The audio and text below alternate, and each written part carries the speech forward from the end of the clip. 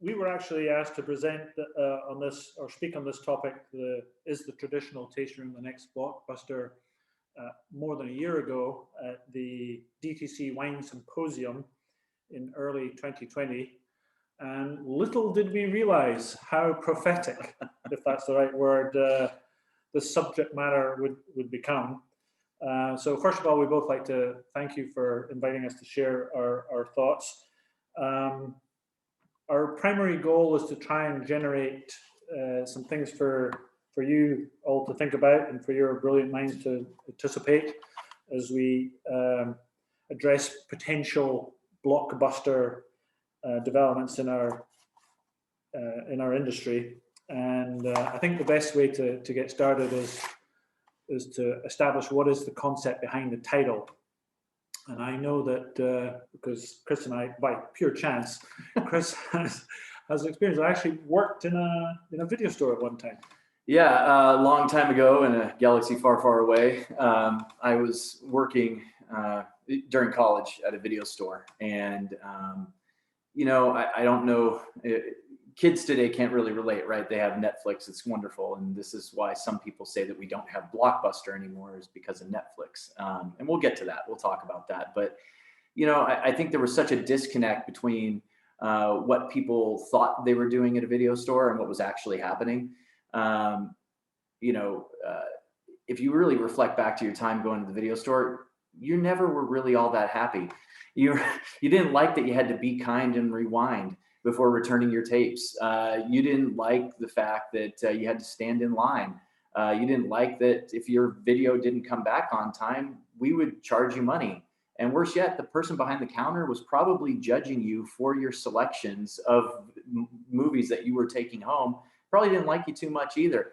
So the interesting thing is that we found that sometimes our tasting rooms end up looking a lot like these old video stores that have now disappeared. And so we have to ask ourselves, is the tasting room going to disappear? And if it does, whose fault is it?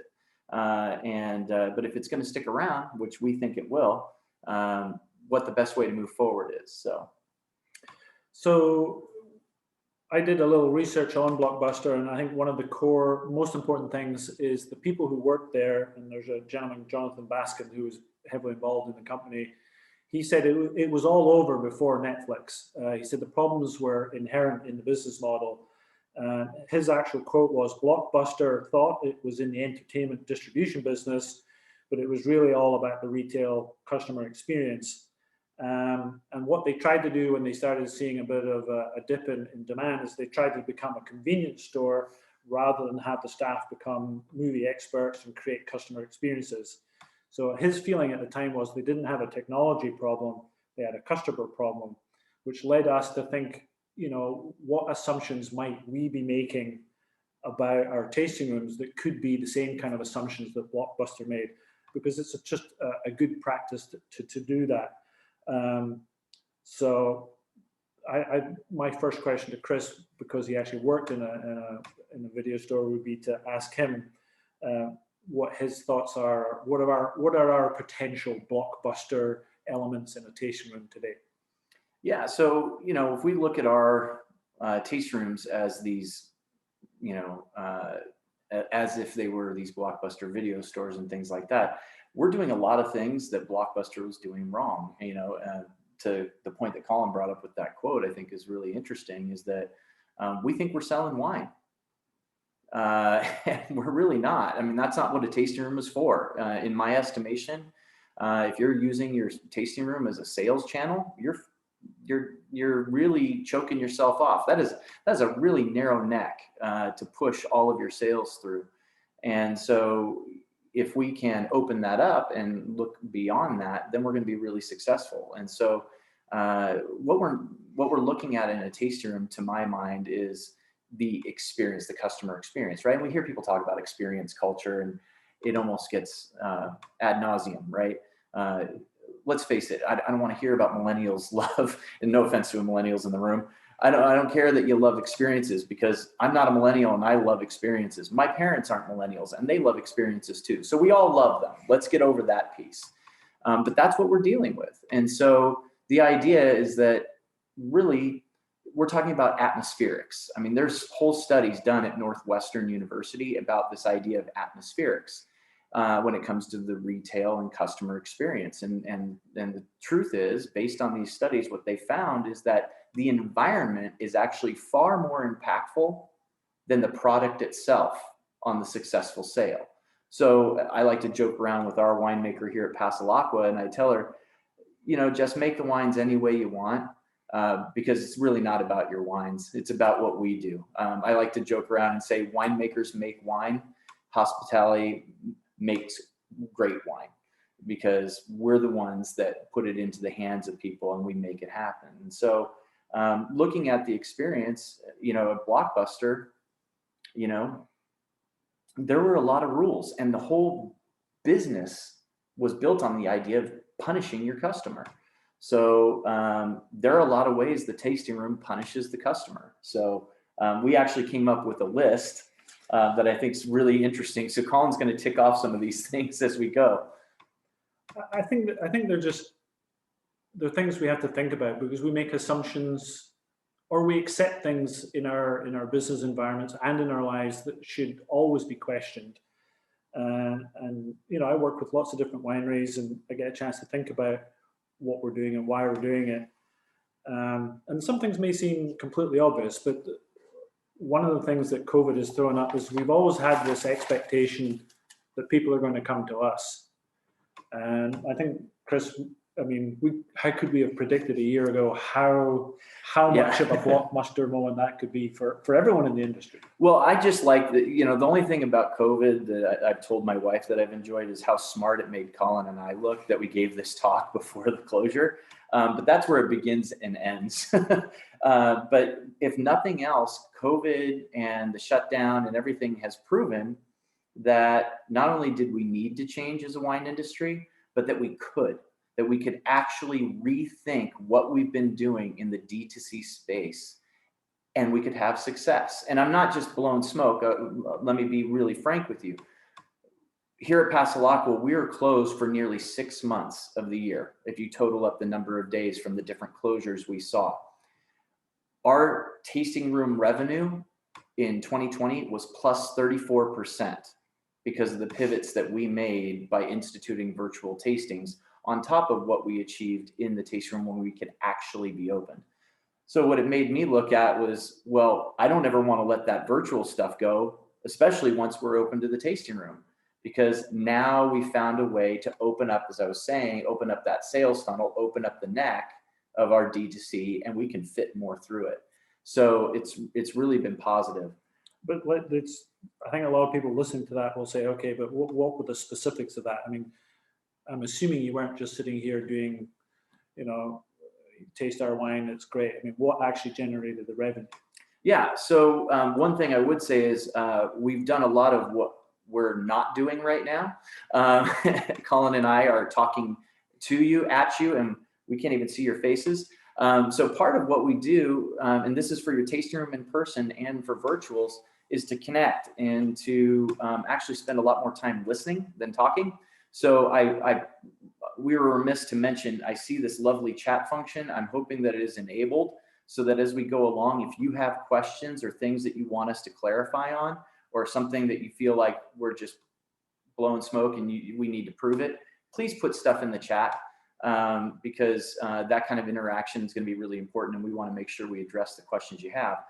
And that's what we've had success with. To bring it around to that, we have crafted experiences virtually much in the same way we would craft them here in person. Passalacqua was a very small winery. We make 4,000 cases a year.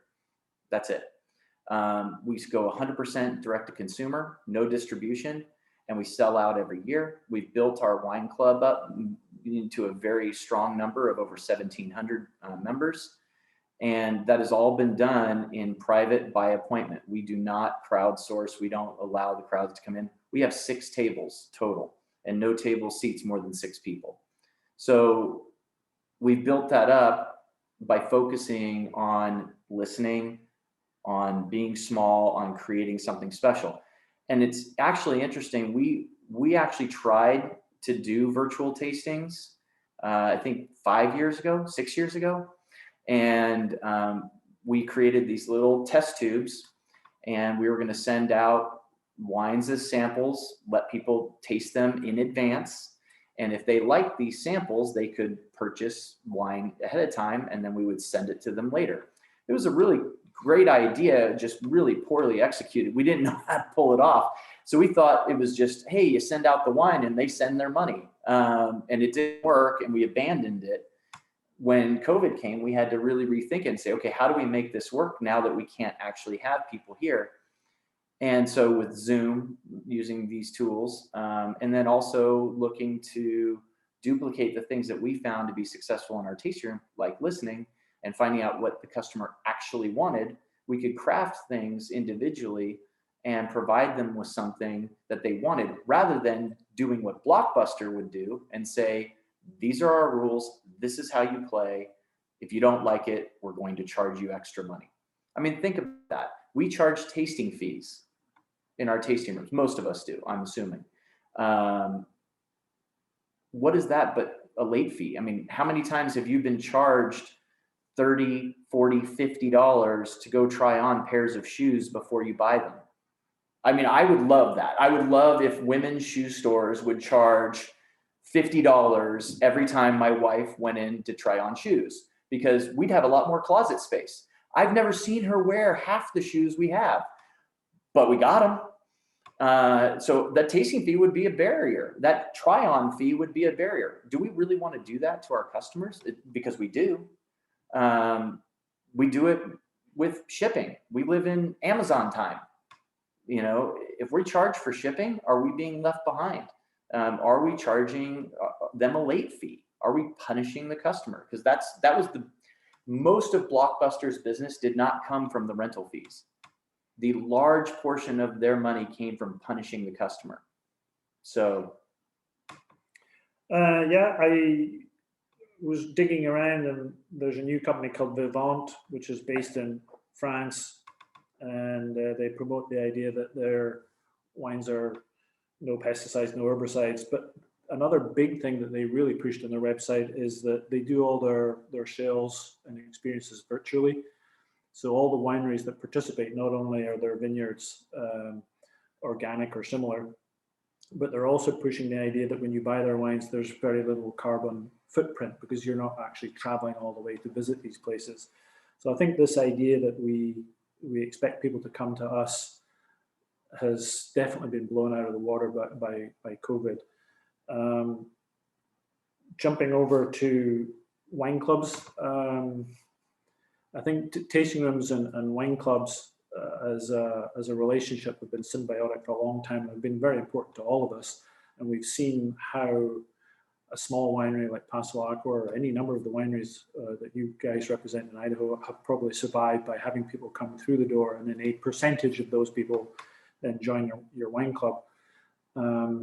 Just as we didn't expect COVID, I have to think that we also, if we are going to follow the Blockbuster kind of be suspicious of everything concept, is to say, how do we know that people are still going to want to join wine clubs a year from now? I mean, why is it that people join wine clubs? There is a feeling of connection, but there is a cultural expectation that came with the rise of small wineries and wine in America, that you went to the place and there was a time you went on holiday and you wrote a postcard.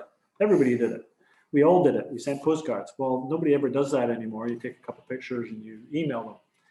So what would happen if we reach a point culturally where people don't feel the need to join a wine club and all in order to say they've been to the place and enjoyed it?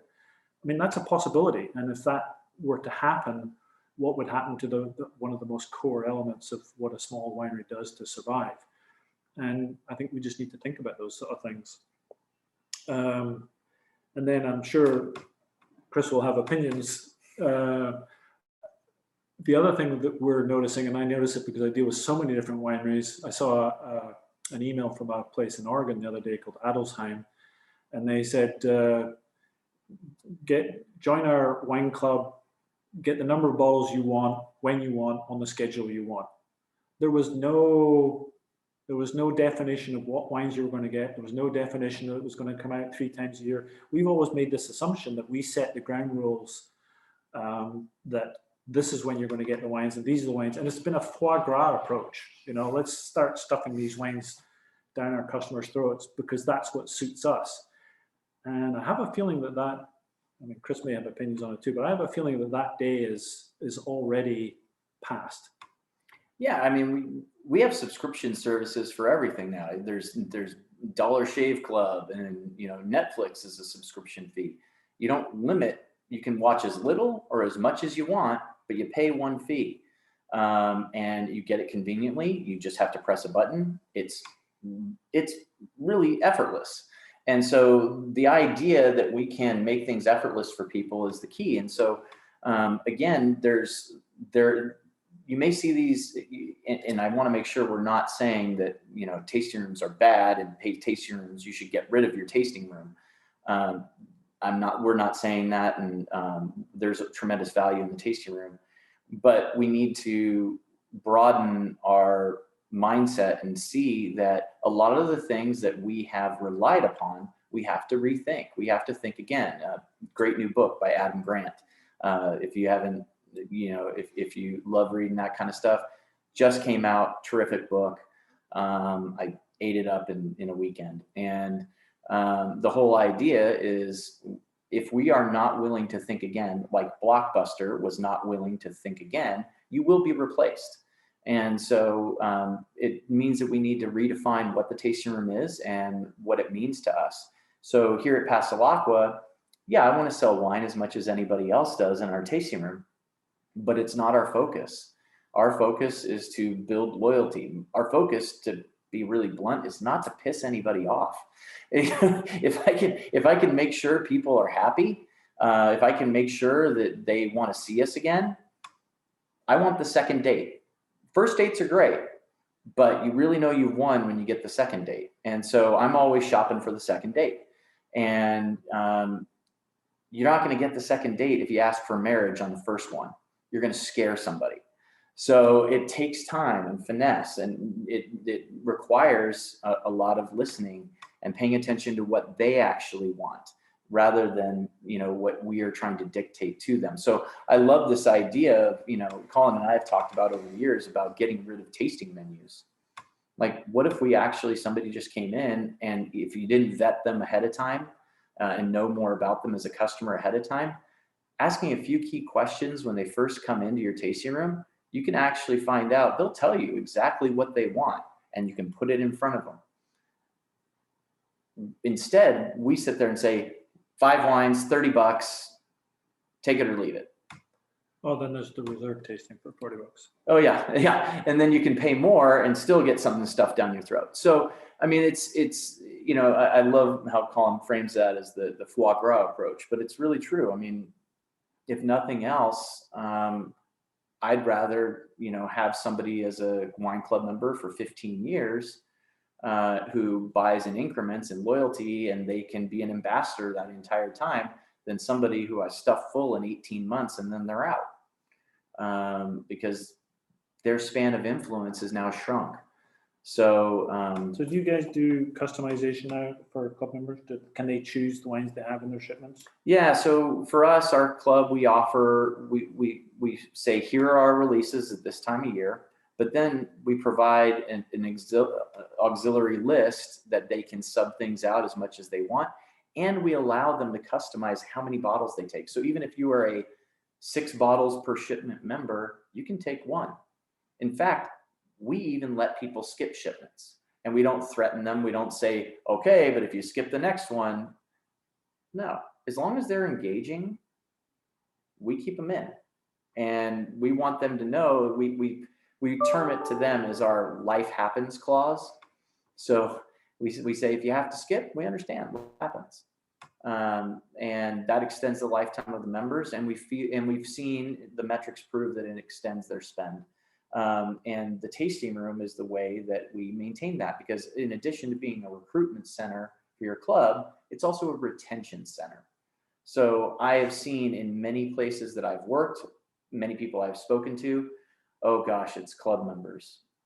club members are coming, we're not going to get big sales, or club members are coming, they expect so much. Yeah, they do. They pay your salary. They're really important. And, you know, the tasting room should really exist for them. It's a club room.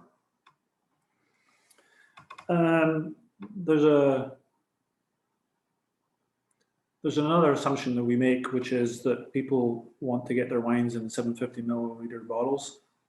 I think we have to question that, because there's a lot of research that shows that the wine consumers that are coming towards us now, not the old farts like me,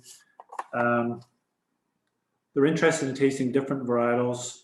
They're not necessarily going to want to taste what their mom and dad drank, and not necessarily in the format that their mom and dad drank them. So the fact that we present everything in 750 ml bottles maybe is another Blockbuster thing that we should say, well, is our adherence to that going to become something that will make us seem like dinosaurs at some point? There's a small company in San Francisco, it seems to be well funded. I was doing a bit of research on it, called Usual Wines, and they serve in a non-traditional shaped bottles, like a little chemistry beaker type shape, and it's is it the 187? 187 milliliters. 185. 185. What was 187? Well, 187 is murder, but sure. 185. But when I saw it, I thought, well, that's interesting. You know, they're selling, basically they advertise it as just slightly more than a glass, and they have, you know, attractive pictures. It's presented simply. They present on Shopify, and I ordered 12 of their little bottles. It was very, very easy, very simple. And they arrive in, it's a screw top, and you just open them and you pour a glass. Being in the industry, I found that I immediately opened the second one, but at least you have the option to do that. But it got me thinking about the fact that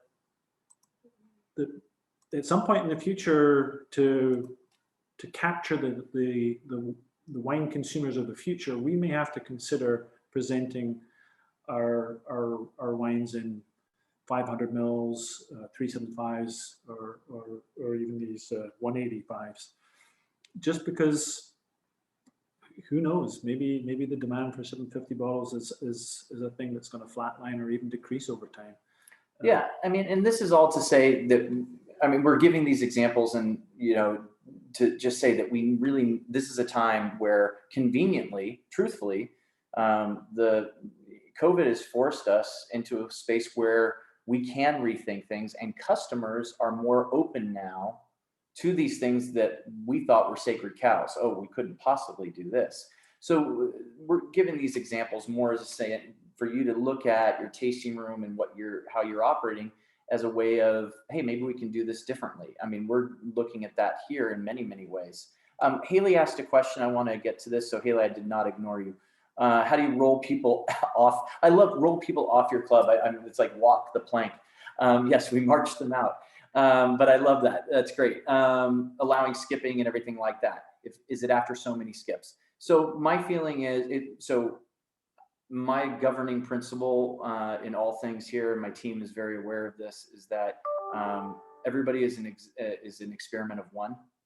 And so some people I might allow to skip longer than others if they're engaged, if we're having conversations. So when somebody is skipping, you better believe we're making a phone call.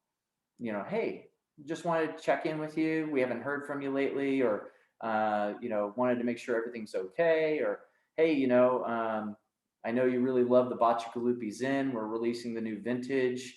I know you didn't get last vintage because you were on skip. Wanted to make sure you didn't miss out on it, because we keep pretty extensive notes on all of our members, and so we have those talking points. So to us, nobody comes off of our club without a conversation. And that even means when they email in and they say, I would like to quit your club. We follow up with a phone call. We don't follow up with an email. It is a phone call. We want to have the conversation because a lot of times, because we allow for skips, that has helped us not have people drop out of the club. Oh, well, you know what? You don't necessarily need to quit. How about we just skip you on this one, and when the fall shipment comes around, you let us know. We'll offer you your club shipment at that time, and if you need to skip again, of course we understand those things happen. Just reach out to us again. So we really put it on them, and we make it a relationship thing. So it's not dictatorial. It is not us saying this is the line in the sand. None shall pass. It is always a conversation. So does that take time? Sure, but we're a 6-person company here at Passalacqua. That's it, top to bottom. That includes the owner and the person who cuts the grass out back. So if a 6-person organization can manage 1,700 members and have personal conversations, I really feel like it can be done just about anywhere. But yeah, it means having the conversation. But we have seen it's allowed us tremendous growth, and our retention rate is off the charts.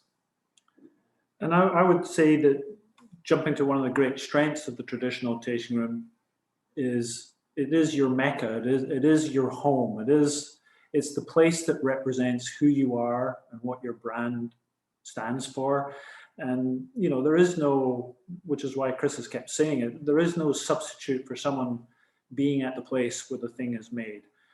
Whether you're at a shoemaker's or whether you're at a tailor's or whether you're at a winery, just being there, seeing it happen, knowing that you were there, nothing will ever substitute for that until something very, very far down the line, Star Trek-ish. But so that's the positive thing that you can generate on site. And once someone has had that experience, just because they don't take a shipment, that experience hasn't gone. If they enjoyed being with you at your winery, that latent feel-good factor is still with them. And I don't think, I think traditionally what we said, well, they've skipped 2 shipments, let's get them off the list. Maybe that's too hasty. I worked with a winery where we talked about how, and probably this applies to a lot of you listening today, you went to some college or university or whatever it was somewhere, and when you left, that didn't end your relationship. You always identified that you were there and you were part of that experience, and that experience was part of you. And in effect, you become alumni. And many of you get newsletters, alumni newsletters from your alma maters. Why not think of a customer who's come to your winery in the same way? It doesn't matter whether they contribute to the alumni charities or whatever. You don't take them off the list. You keep them there. And who knows what happens in 3 years, 4 years, 5 years. So the winery I worked with, we ended up creating a group called the Alumni. And we sent them information. And every once in a while, something would happen that would, an email doesn't cost much, it's a bit of time. But you kept them in touch with what was going on. And you acknowledged, we know you're not buying the wine, or you're not on the list at the moment, but you are our alumni. And we fostered that feeling that it's still there. You don't make it go away just because you're not, taking a current shipment. And they found that offers now and again, referrals particularly, there were reasons to keep that going. So I think it's worth pursuing. Yeah, and I think, the tasting room is really about the very thing that we've all come to miss during the pandemic, certainly, which is person-to-person contact, and that's why people are so angry, and why people are so, feel like, hey, this is about my rights, my freedom to get out and be with people. And because it's a basic human need, and our role in hospitality, whether it is in person in the tasting room or it is virtually through our virtual tastings, is really to satisfy 3 needs, which is the need for status, which, people get to say, how do others perceive me? It's why people love to blow up pictures in wine country on their Instagram. They put it all over because this is who I am. This is, people like me do things like this. And so it satisfies that status. So being able to go to your tasting room. So think about that when you're designing your experiences, designing your tasting rooms. What is it that people are going to say, not just about you, but about themselves? What are you satisfying in terms of that need for status? The next is the need to belong. We all want to belong to a tribe. Here at Passalacqua, we know exactly who we are. I think it's the reason why we have success more than anything. We have great people, but we're really clear on who we are and what our identity is. And we're not trying to be everything to everybody. We are trying to be something to some people. That's it. This is our little piece of the universe, and we're going to dominate that little piece of the universe, because that is exactly who we are. So, you know, somebody who says, oh, I'm going to make wine that's for everybody, I think that's a mistake. Make your wines, make your experiences for a very specific set of people, and they will love you forever, because you will satisfy their need to belong, because they'll look around and say, hey, these are people just like me. The last need is the need for self-fulfillment. We all are looking for moments of inspiration that lead to acceptance and eventually transcendence, right? And so this idea of we get to be fully who we are, and our wine or your wine can be the accompaniment to that. You know, we're actually drinking a really delightful, I put this to my mouth earlier, a very delightful Viognier from your neck of the woods.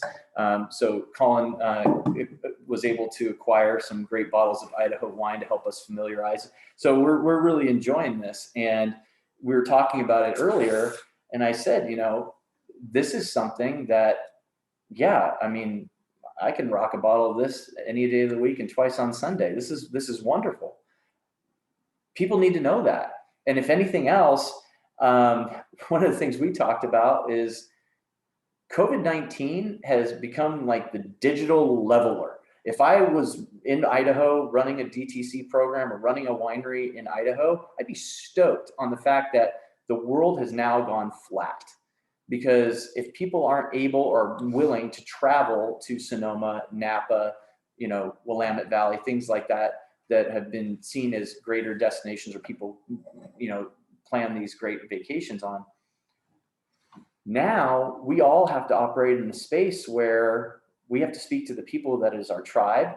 And then we're going to find a way to do it outside of the traditional walls of the tasting room, which means if I'm in Idaho, I'm feeling like I like my chances of punching my weight, because I'm sitting here drinking this wine, and I know there's a winery down the road that makes a Viognier, and I would take this one over that one any day.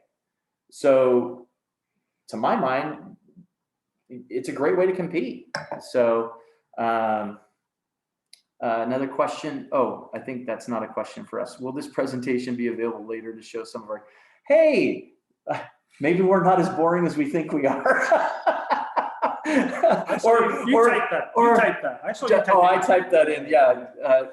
Yeah. Are we paying these guys? Are we paying these guys? Yeah, seriously. I'd like to jump in with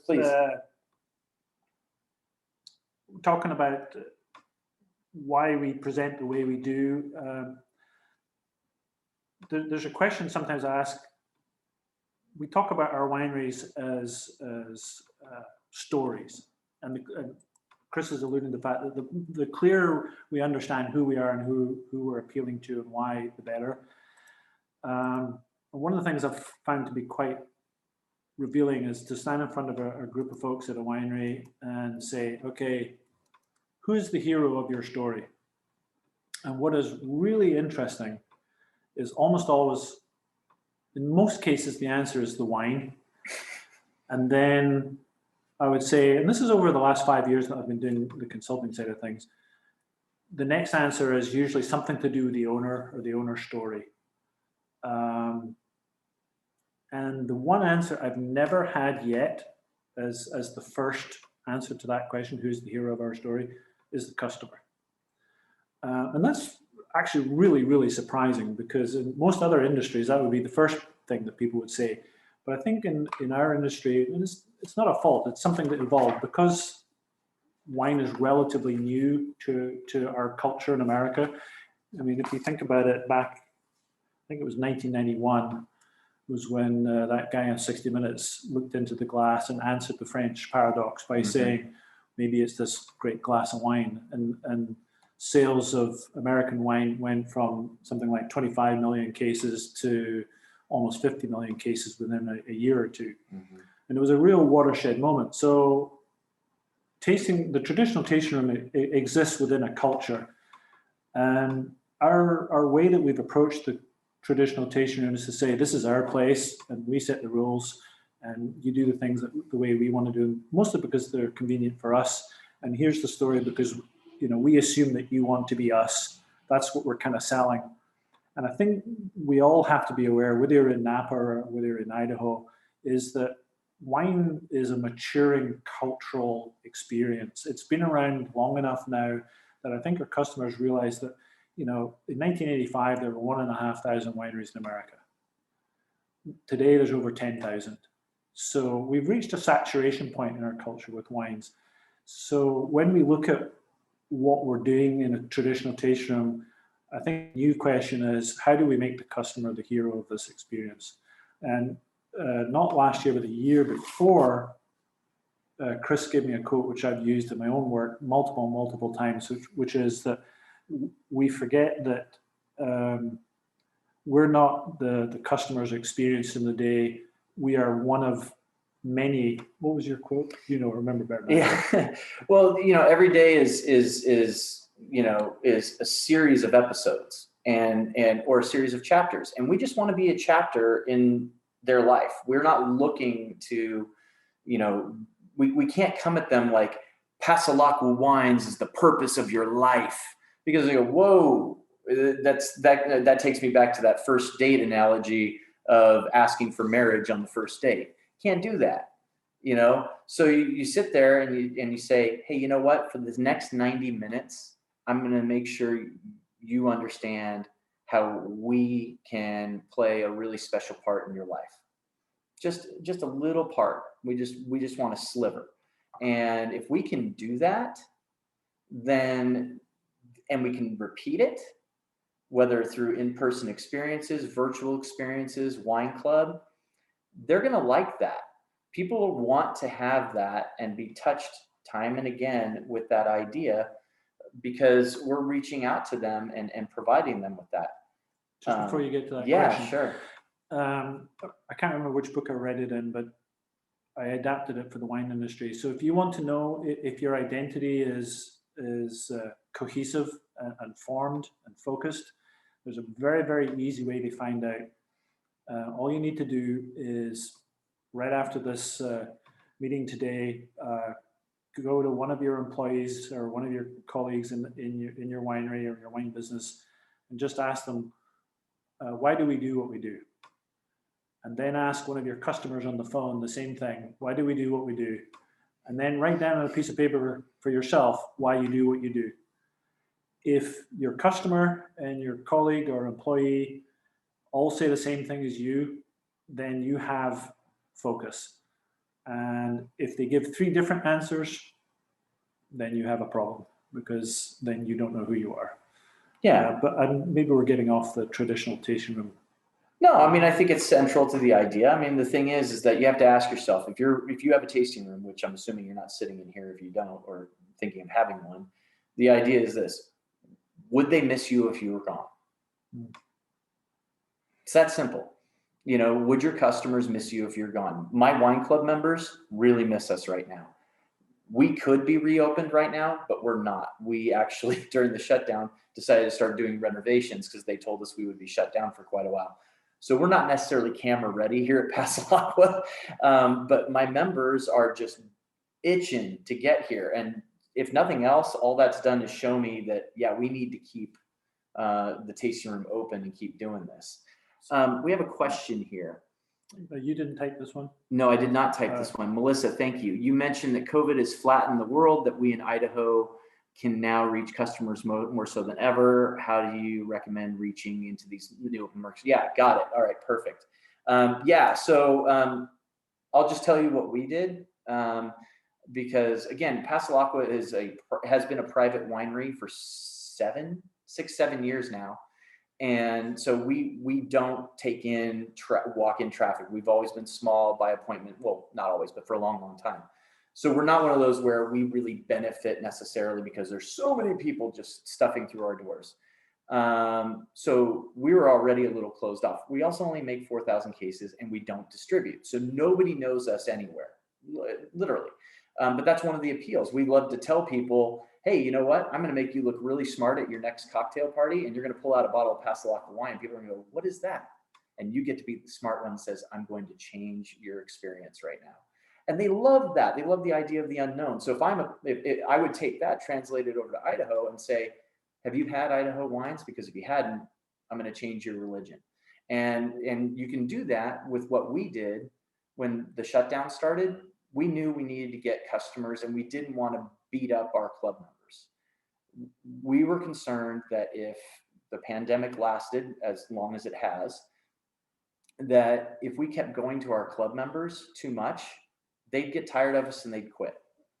Our retention has been remarkable during the pandemic because we've purposely not abused our members.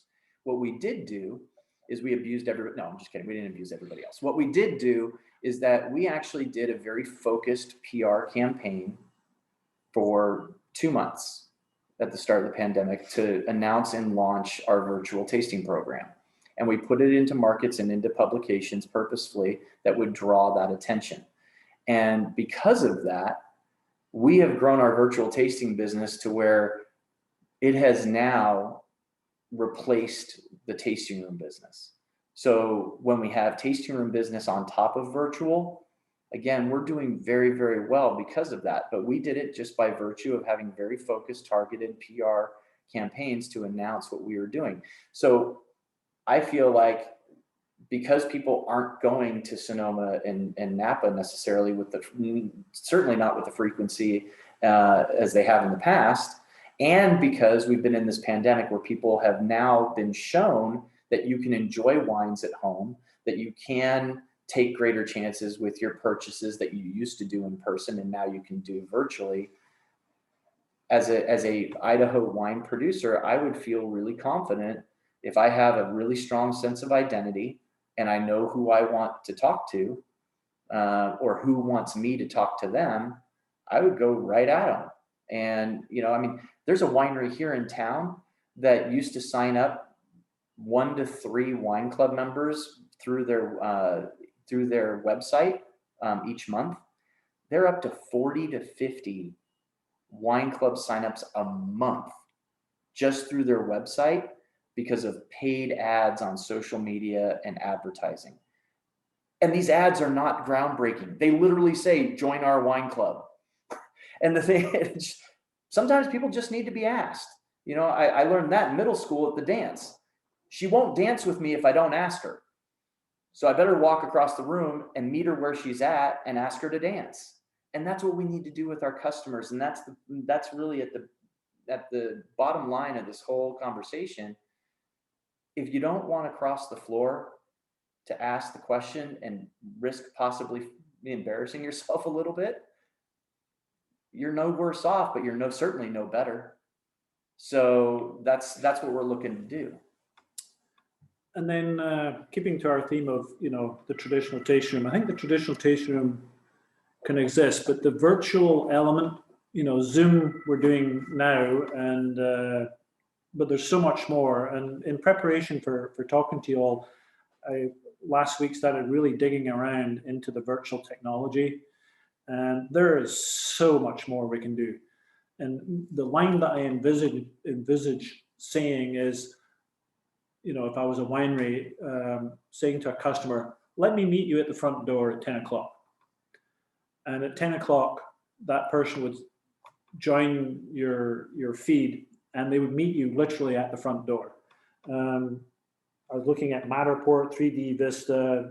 I did a bunch of research. There's 15 or 20 companies out there easily that have relatively, it's technology you can use in your iPhone, and you can go around and just shoot a video of your property and do it in your own style and do it with a bit of panache and know your identity and do it in your own way. And then when people join you on this virtual tour, actually Claude Bagas is doing one in a couple of days that I was going to sign up for to see how they did it. But you join up, you can capture people's information, their email, they can ask you questions en route, you can give them control of the mouse so they can take you where they want to go, they can ask you things, you're right there with them. If we're willing to currently pay someone to show folks around your winery, well, why not have them do it in their own home? I mean, they can do it from anywhere. In fact, you could have someone in India do it, I suppose. The opportunity for you in Idaho to be as relevant on the digital stage as anyone else is really down to the quality of what you produce. You know, we've all gone through the stage of having 3 people sitting around the table going, and this is, we did malolactic and blah, blah, blah, blah. You know, that is where we started and we all thought we were doing great. But the next thing around the corner is much more interactive. Why not have cameras all around your property so that you could actually take people in real time? Have your members join you for harvest and they can be on their computer and you can be walking around. You can go to your existing customers and say, look, you maybe can't make it out this year. Why don't you join us for a harvest walk around with the owner, the winemaker, whoever it is, someone who's got a bit of pizzazz. Or, you know, if you don't think you're going to get out to Idaho, you're missing out. Why not, you know, join one of our virtual tours and we'll show you the property. And they can be part of a group doing it as it happens. It could be live, it could be pre-recorded. And then, you know, maybe your dear friends at the Idaho Wine Commission will say, here are the wineries in Idaho that you can visit. You know, come visit the big wide open spaces of Idaho without having to leave your computer and get a sense of who we are for when you do come out here. And here are the places. And you can join a tour, this winery, this winery, this winery.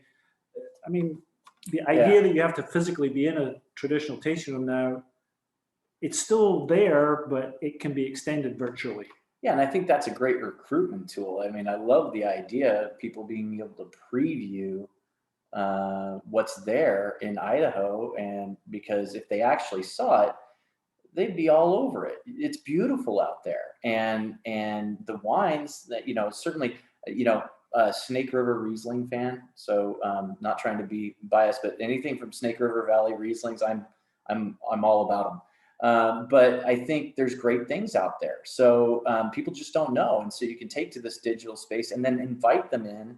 And then when they're in your tasting room or in your virtual tasting room, that's where you can start in, you know, bringing them into the fold and address those needs to belong. And then you start building.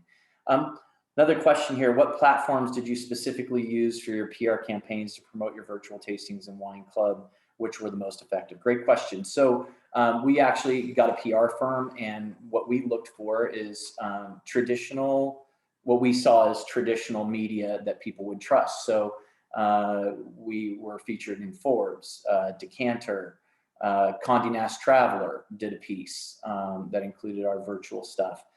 This led to SF Gate, which is the online presence of the San Francisco Chronicle, doing a piece on us, which also then led to the television station in San Francisco coming up and doing a feature piece that was on, you know, Bay Area news of our virtual tastings. So we started by planting those, and then it just rippled out from there. And you know, we get bits and pieces here and again where people are asking for updates and things like that. But now it's just off and running, and now it's all word of mouth, which is something we've been successful with the in-person stuff, because we've provided great experiences, because we tailor to the customer. We don't try to dictate to them. And so, you know, that was really effective for us. We don't use, at Passalacqua, which makes us kind of strange, is we don't really use our social media to sell or to, I mean, if you go to our Instagram page, it's basically my buddy Jason, who owns the place.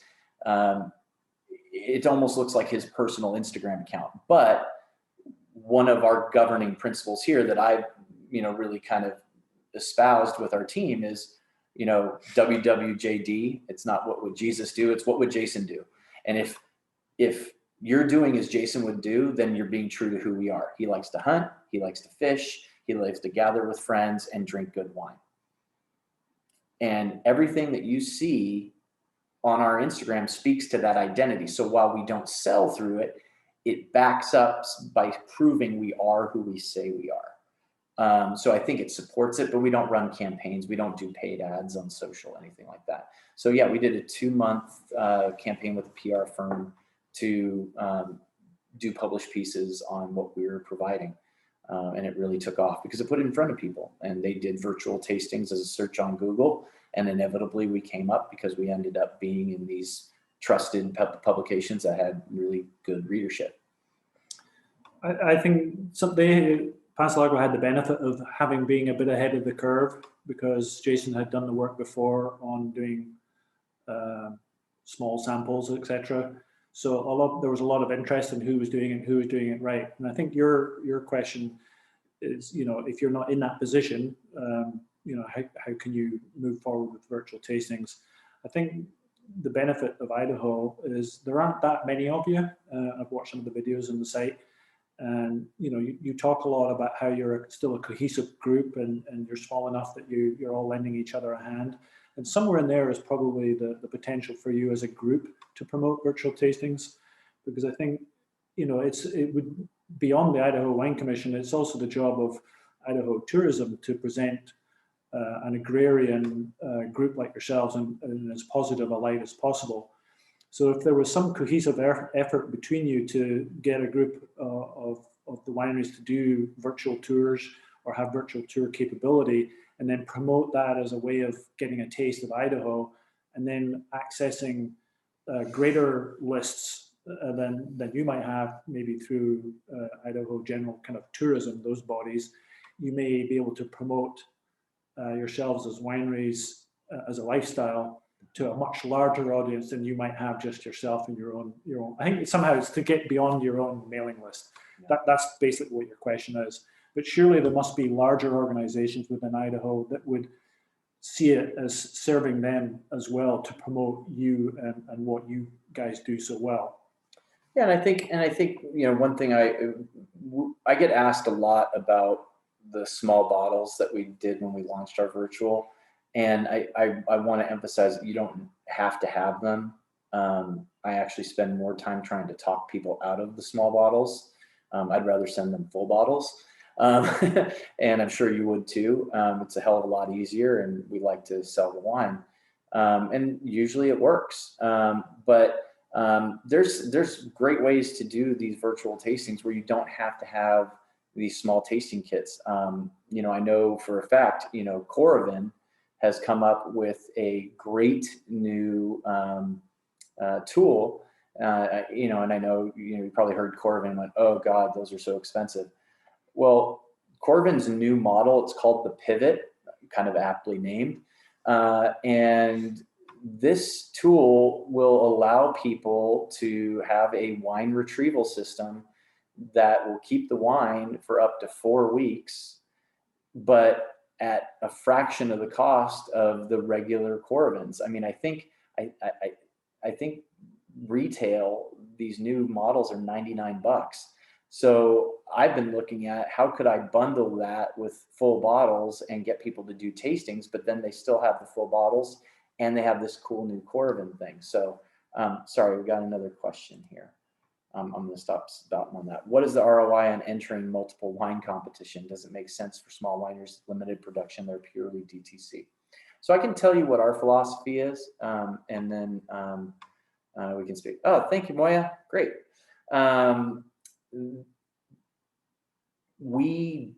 Passalacqua does not send out our wines to competitions or for scores. And the reason is that we believe we can tell our stories better than anyone else. We also believe that when you take our wines outside of their context,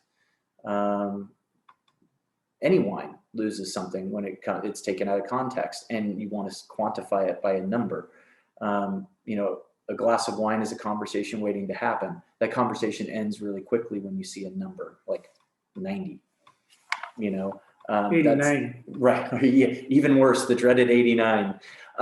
So, that's the thing, is that we don't believe that. And actually, it's been a strength of ours to tell people, no, we don't send out our wines for scores. We have a lot of confidence in our wines, and we don't make enough of it to where we feel like we could even spare a bottle to send it out to somebody to taste it. And we've had a lot of success with that. And that's because we've focused, we've really made club the priority, and pushing that sense of belonging and getting people to then bring other people in. It's amazing to see that when I search for some of our customers' names in our CRM, I get 15, 20 accounts that pop up, because in the CRM, this one customer's name appears across 15 different customers because they brought in 15 other people. It's awesome. So we've definitely found more value in that. I'm not saying scores are universally bad. I just know that for a small winery like ours, we have turned not sending ours in for competitions and scores into a strength. I had a winery that was worried about it, and what I told them to say was, we always felt that we had the winemaker say it as a quote. She said, I always felt that if the customer really liked my wine, that was the only score I really needed to consider. And it immediately made the whole issue go away in one sentence. And I think if you have if a customer sends you something on social media or a letter or an email and says, I really think your wines are fantastic, or I really enjoyed this, use that. That's what people are looking for now. I think we've all realized that they can find scores everywhere. And unless the score is 98, 99 from some big name, it's all just noise. Whereas if I looked at your website and it had 2 or 3 people that I thought sounded real and interesting saying, this is one of the best wines I've ever had, or I really enjoyed this here, and I get a sense that there's some belief and motivation behind your brand, that would probably mean more to me than some wine place I've never heard of giving you 3 rosettes or whatever the heck it is. But that's a biased opinion from one person. So yeah, I think Wine Club POS. Oh, there's a question. Well, there's tons of POS systems out there. Oh, yeah. You use Grape Gears. Yeah, Grape Gears is a local one here that we use. Look, it depends on what your needs are and what you really want. For us, the CRM is important because we track stories. I want to know what the customer's dog's name is if they really love their dog. I want to know, how a couple met each other. The job of my team in hospitality is not to tell stories, but to collect stories. And then we put them into our CRM, and those become the fuel for the relationship moving forward. Great. You want to be able to segment your customers and all that kind of stuff, but a lot of the CRMs do that. So I really think just having something that is functional and easy, that keeps that kind of information. So to us, the story is the important thing. I like all the reporting too. I love the numbers and all that too. But really, when we pull up a customer page, there's a blue box with all these wonderful notes and tidbits. So when somebody calls or they're coming in, we have a quick study on who they are in case we don't remember them, which is very valuable. I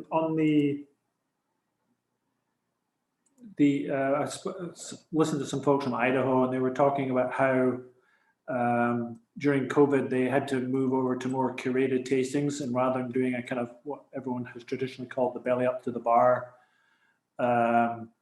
tasting, they were doing seated tastings. And you could argue that the traditional tasting room model has always been the kind of crowd around the counter, pour lots of wines.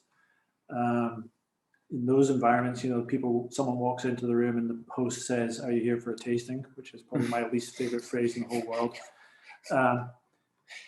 But I think what we've learned, if we take that as a traditional tasting room, and I don't know what you do mostly in Idaho, because both of us wanted to come and travel, but we didn't have the opportunity.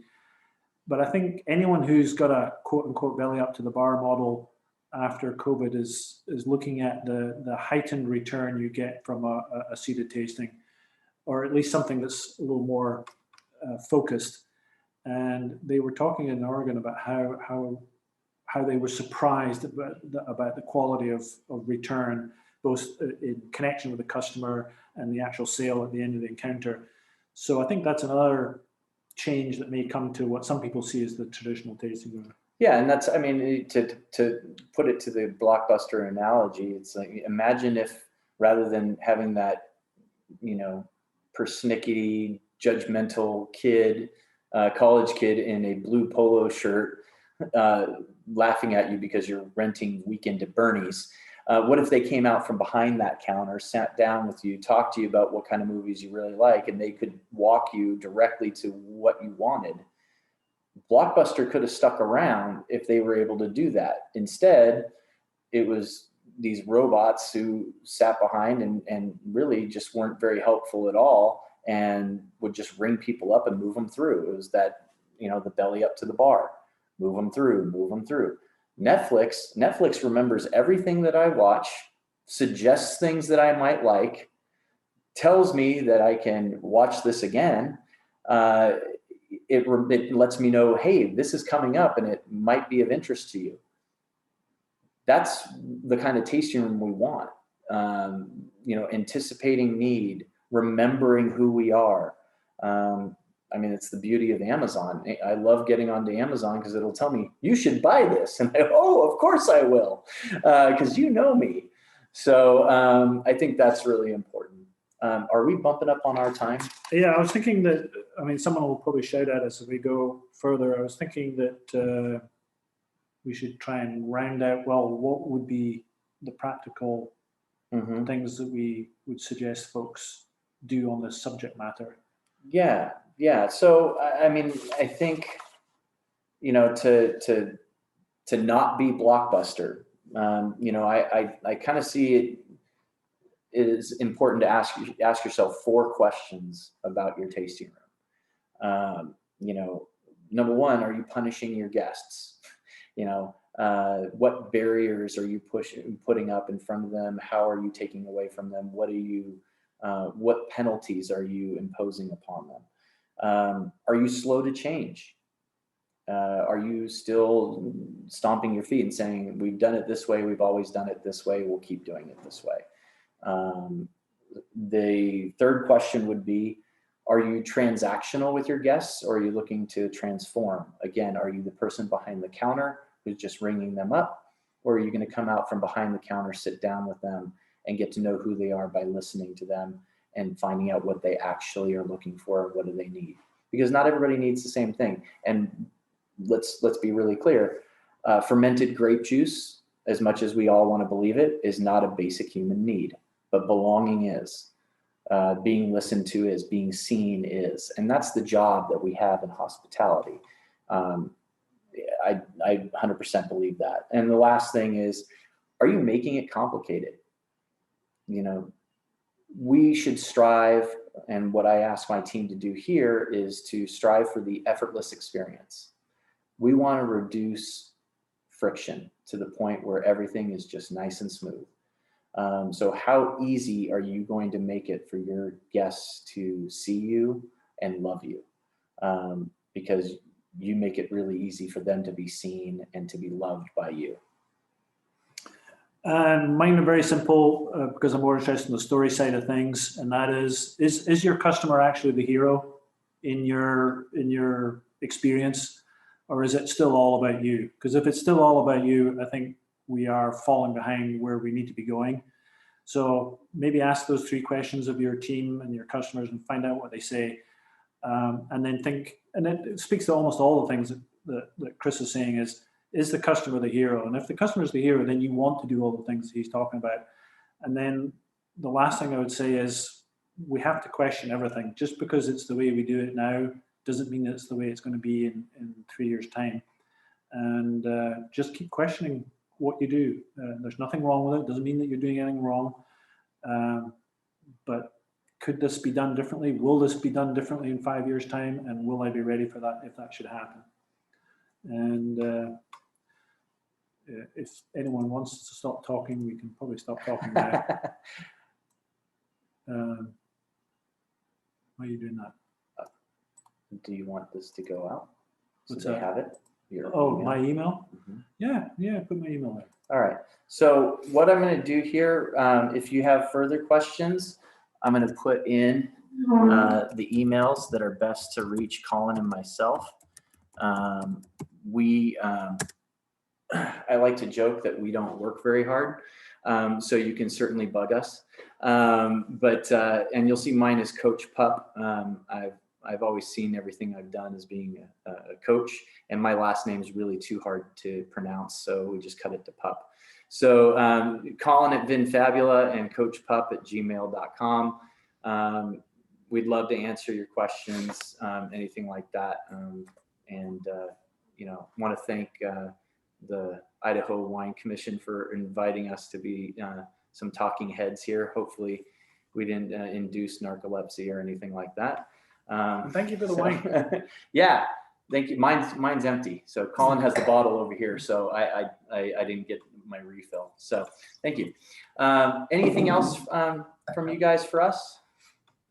No, thank you guys so much. You're awesome. I was at the DTC conference last year and I loved, like, it really resonated with me. Like, are you punishing the customer? I'm like, oh my goodness. Like, I had never thought about that before. Like, charging for shipping, because I go to Nordstrom's. I'm from Seattle, so I love going to Nordstrom's and trying out shoes. I'm like, I would have so many less shoes. So it's a great, presentation, you guys, and we appreciate it. And thank you so much for being here. And like you said, if anybody has any questions, feel free to email them. And you guys are awesome. And thank you guys to the entire industry for being on board the past 2 days. I think it's great. And hopefully you guys got something from this. And Chris and Colin, come visit us when you can. We really wanted to come, Yeah. believe us. Our wives were not happy when we told them we were going to be coming. And then when the trip got canceled, I think they both kind of secretly celebrated because we were going to stick them with the kids for a long weekend. So Another time. Yes, absolutely. Definitely. Awesome. Well, thank you everyone so much. And all these things will be recorded later on if you want to listen back, and keep your eye out for annual meeting survey, because we always want to know if there's things that we can improve upon. Is there something you want to know about for next year? And we continue to like having these sessions throughout the year too. We don't have to wait just for the annual meeting. So thank you to our sponsors. Thank you to Ashley and Brenna for helping coordinate it. You guys are wonderful. Thank you. Cheers.